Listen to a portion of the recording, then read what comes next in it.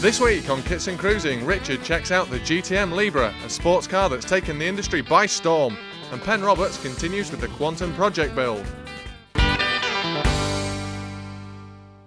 Way back in the very first episode of Kits and Cruising, we reported on the launch of the GTM Libra. Later on, when I joined the team, I saw a photo, and my first reaction was, ooh, that looks right. In fact, the photographs have the effect of scaling the Libra up so that it looks like a full-grown supercar. But when you meet it, it's actually tiny. So tiny that the producer said it was perfect for me. Then I hit him.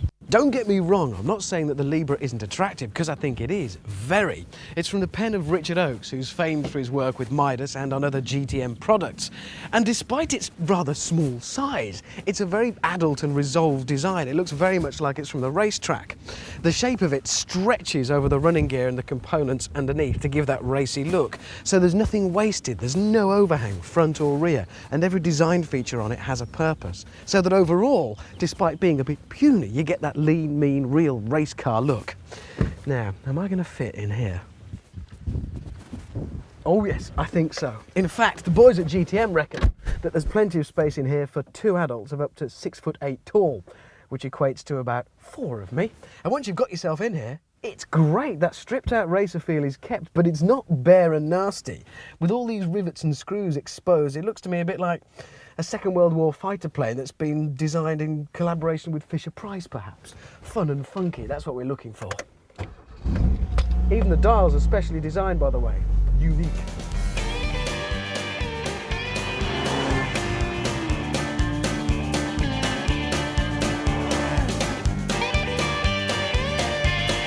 The original Cox GTM was based upon the Austin Mini, using a front subframe both at the back and the front. It stayed in production pretty well continuously from 1967 until quite recently, and there's still talk of a comeback by the people who bought the tooling. Back in the early 80s, enter the 2 partners, Peter Beck and Paddy Fitch, who bought the project. They transformed the car and brought it bang up to date with a chin spoiler and larger wheels. They recognised the need to move forward, however, and brought in Richard Oakes to style their modern interpretation of the classic coupe, the Rossa. This is the Rossa K3, the 3rd incarnation of the design, updated to incorporate the more modern K-Series Metro components, utilising 2 front subframes, just like the original GTM did with the Mini. For the Libra, GTM have dumped the Metro subframes and hydrogas suspension in favour of specially designed suspension featuring coilover shocks. This little fella really does mean business. It may be small, Ma, but it's strong. And it is. It's got the 1.8 litre K-Series engine straight out the MGF. But whereas this weighs about as much as the ashtray in an MGF, not surprisingly, it goes a bit, and boy does it. Most of that power comes in the mid-range. So for point-to-point cross-country on a nice twisty narrow road, just leave it in 3rd, rely on the mid-range torque to just drag it from corner to corner. And it's huge fun. With a mid-engine configuration, reasonably wide track compared to the length of the car, and loads of tyre there, it grips like absolutely nothing else. Really doesn't feel like it wants to shake itself loose at all. The controls are superb. The steering is just the right balance, not too heavy, but it tells you precisely what's going on at the front. Certainly enough grip from the rear, you don't feel in any danger of letting go and backing it up a tree at any point. The brakes are great, it'll haul it to a halt in no time. My only real niggle about the controls is the gear lever, simply because, well, the kindest thing to say would be that it rewards careful and considerate gear changing. The truth of it is, it's a bit on the sloppy side, but that's really just a result of all the linkage to get it from here at the gear lever to the gearbox out back with the engine. Not surprising, really, a difficult one to solve. Overall, just like the look of the car, it looks like a mini supercar. It drives like one. It feels like the best possible compromise between a race car straight off the track and a car that you genuinely could use on the road every day in comfort. At slower speeds, it's actually not too noisy either, but as soon as the engine revs pick up a bit, there's a lovely rorty, racy sound. And you know it means business. Come on, little fella!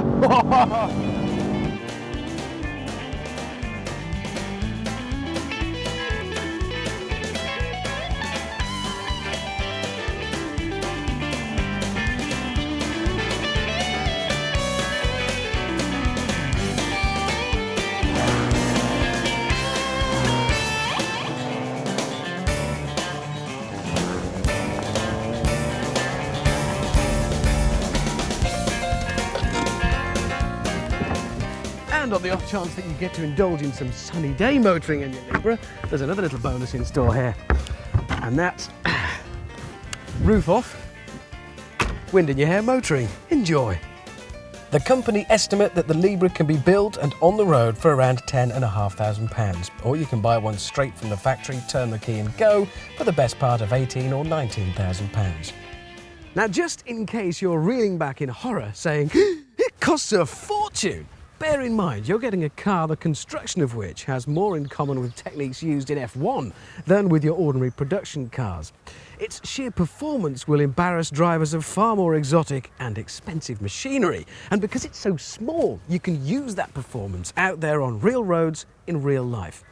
In our opinion, the GTM Libra takes its place amongst a new breed of kit cars that need make absolutely no excuse for either their form or their performance. But if that little package doesn't get your juices flowing, try this.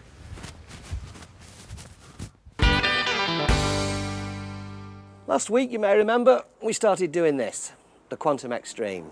A nice, easy build, so we're told. Well, so far we've got in the heater box, the heater blower motor, the pedal box, the master cylinder, and if you remember rightly, I was starting on the brake lines. These are the brake lines. Now, since then, I've managed to put in the front brake lines, which are all done, and I've only got this to fit, which is going to go from the front to the back. You may wonder why I've put the thing on its side. When you're working single-handed like I am, this is probably going to be the easiest way to do it unless you've got the thing up in the air. But for those who missed it, here's a little recap of what went on last time.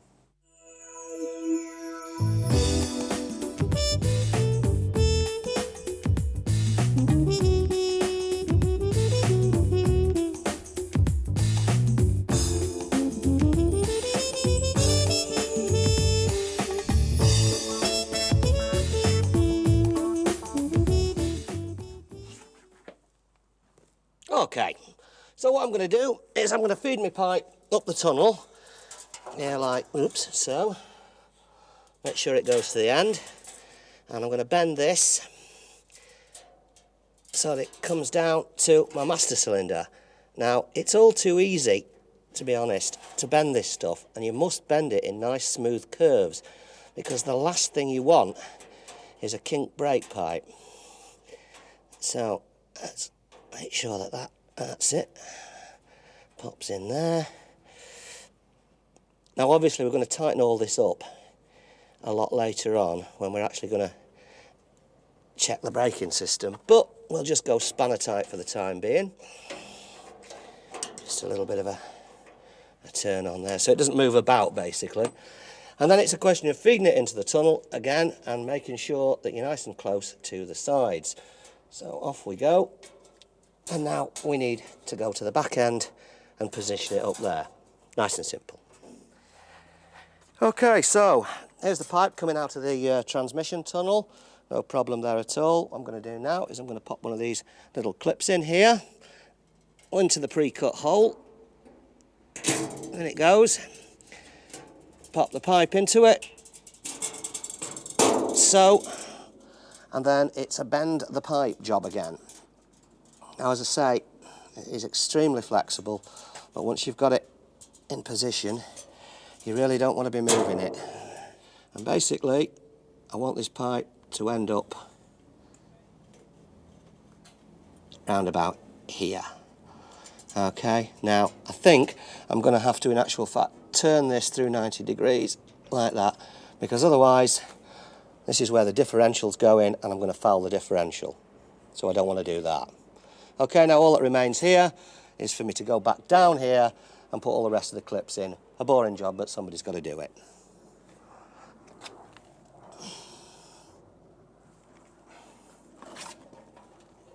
Okay, so next lot, fuel pipes. Here they come in a nice plastic bag, all set up for you. Clips to fit it all in with, no problem. Get this out of the bag, straighten it all out, put it down the tunnel, Bob's your uncle. In fact, one snip and Bob's your auntie. Okie doke. Get these down here. Oh, oops. Roughly into position, yeah. Okay then, all I've now got to do is the same basically as the brake pipes, but on the other side from the brake pipes. These two pipes are going to clip in with these nice little clips here. Again, all your holes are pre-cut, so what I'm going to do is get the whole thing in position by bending it, and that is approximately right, although it's a bit tougher to bend than brake pipe, this stuff. Made the same gear though. And then down into the tunnel again and put the clips in place. You might be wondering why everything's soaking wet. It's due to the fact that we just had a huge rain shower. It's not a camera trick or anything, and of course everything got soaking wet in the meantime. However, this is the bit that scares a lot of people, and it's the wiring side of the job. Now normally a lot of people have to deal with this sort of thing. This is what comes out of the original donor car. Now with what we're doing, you don't actually need it, so you can bin it off. Now this is what you get from Quantum.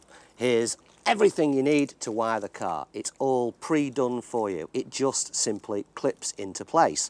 Look at this, they even put switches on for you. Look at those, aren't those nice? They're going to be very pretty.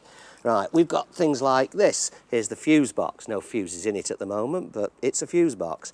There's all your relays in place for your headlights, starter, etc, etc. All you've got to do is snap it into place. For instance, here's the steering column, and there's a load of connectors underneath there. You can probably see those, okay? Well, that lot there just simply clips into it, and off you go. It's no problem at all. I suppose the difficult bit is probably laying it in the car, which is the bit I'm going to do now. So we'll have a go at that, shall we? Okay. All right. So, first thing we've got to do is get everything into its relative position. Now, you've got your relays and your fuse box, and those are going to go up underneath the dashboard. I've got the grommet down there. That's going to disappear underneath there. That one that you see trailing off there is going to go forward to the engine loom, right? And this piece here is going to mount to the steering column. I've got to feed it all in underneath the dashboard. Bit of a tedious job, but there again, who wants to see wiring? Okay, here we go.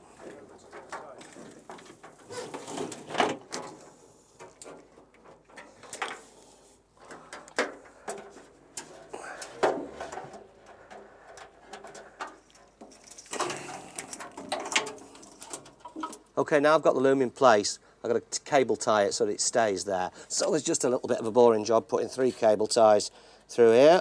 Lovely laser cut holes, no problem whatsoever, he says laughingly.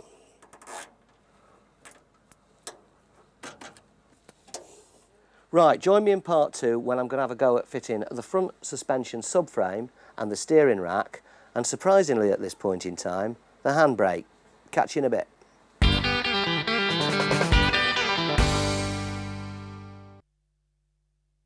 Right, welcome back. Now, in all kit car builds, you run into a few problems, right? And I haven't actually had any problems. What I've got is a couple of reservations. For instance, I've got these petrol pipes sticking out here. I think they're far too long, but maybe I've done something wrong, or maybe it's not right in the build manual. But I can go to the manufacturers, I can get onto their hotline, and they'll tell me what the score is, which is great, because you get all the help you need. Another thing I need to do is to get off down there and get this modified. This needs lengthening, it's too short as it is. Okay, that comes in the package price anyway, so that's okay.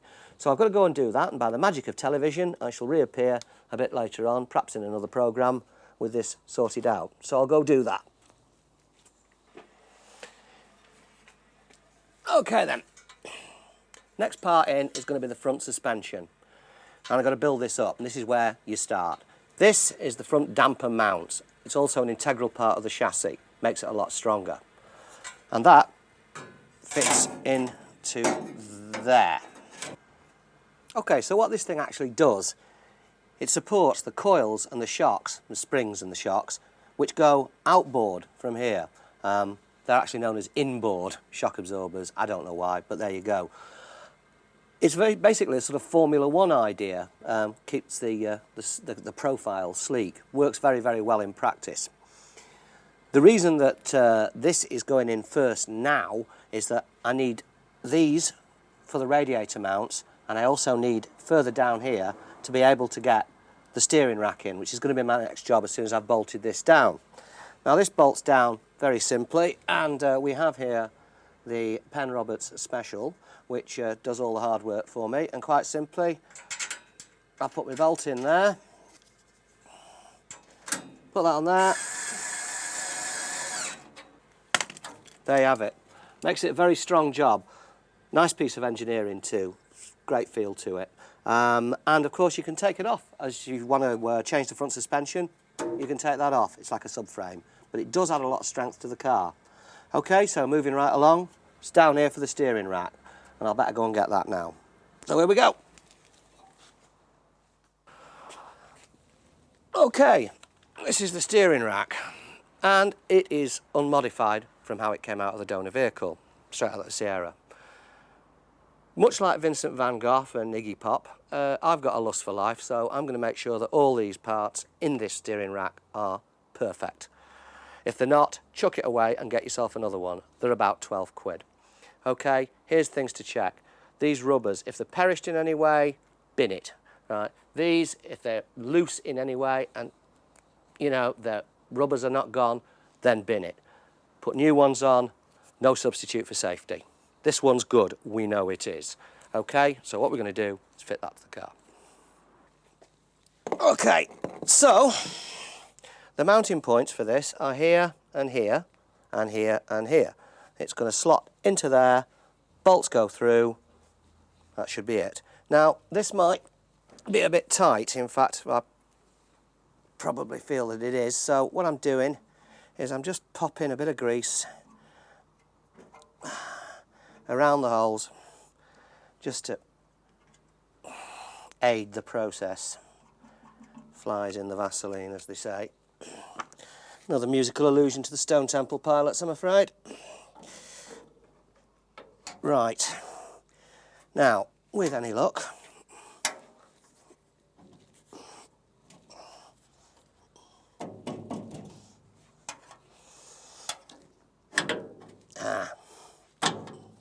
one.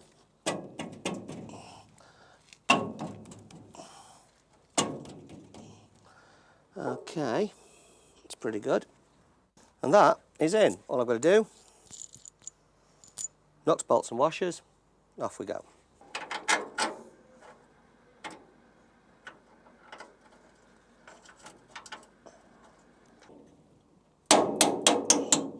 Up it comes, grease on.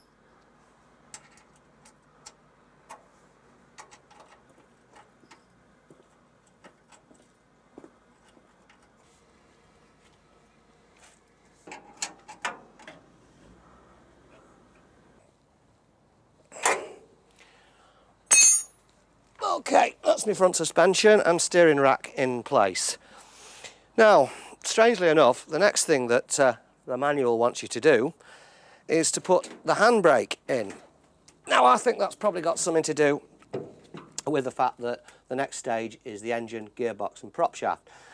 So it must be obvious and apparent that you can't get the handbrake in once you've got the prop shaft, which travels underneath there in. So, the handbrake. Here it is.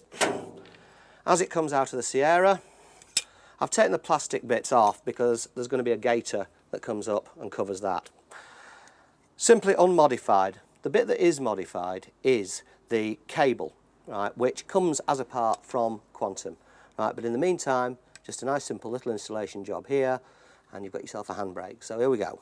All you do, pop that down there, push it through the hole, all ready for you there, push it down, push the grommet through, turn it through 90 degrees and sit it on there.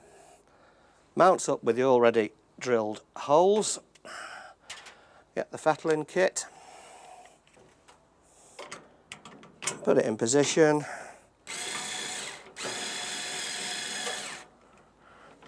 That's one.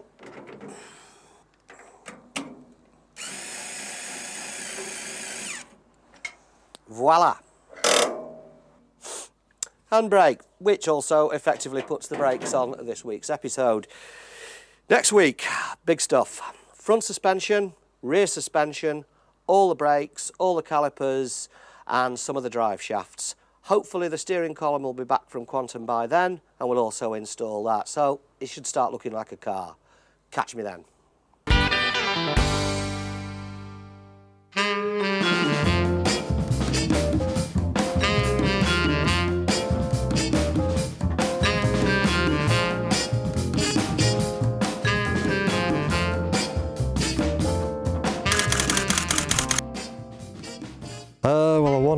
about 25 years, and every time I've been able to afford to build one, I've never had the time. And I went to Stoneleigh 5 years ago, and there were 3 cars for sale, this one and 2 more. So I thought, right, I'll buy one. So pick this one. Very little. I've made a few improvements, but basically the interior was like this, the exterior was painted. I've done a bit of electrical work on it and changed the roof pump, things like that. Just minor modifications, but basically it's how I bought it. Straightforward Volkswagen Beetle, 1600 engine, and all standard Beetle. Well, power to weight ratio, obviously, is a lot better than a Beetle. You can get about 115 out of it, which it's moving. The weight of it, driving, it's a bit heavy with the size of the tyres on the front. There's no power steering on it, so you've got to drive it. It's a lot of fun when you're driving. From people nearly crashing on a motorway when they're going fast and looking at it and nearly bumping into you. And then you stop at traffic lights and people kind of stick their head over the top and say, "What's this?" You look up at them and think, "Oh, we are low down, aren't we?"